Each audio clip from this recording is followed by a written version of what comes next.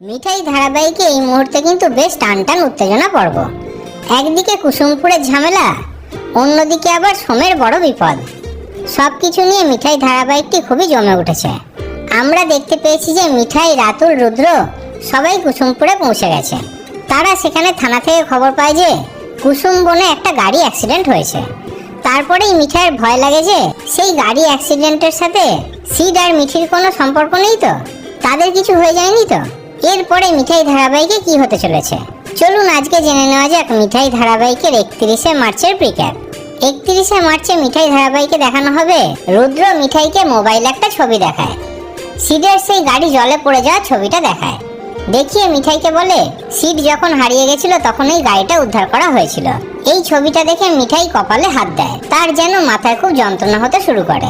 কপালে হাত দিয়ে খুব জোরে চিৎকার করে উচ্ছেবাবু বলে ডাকে, আর সঙ্গে সঙ্গে মিঠাই অজ্ঞান হয়ে যায়। সবাই তাকে ধরে বিছানাতে শোয়ায়। তাহলে এইভাবেই কি মিঠাইয়ের আস্তে আস্তে সবকিছু মনে পড়তে চলেছে? সেটাই আমরা জানতে পারবো মিঠাই ধারাবাহিকের আগামী পর্বগুলোতে।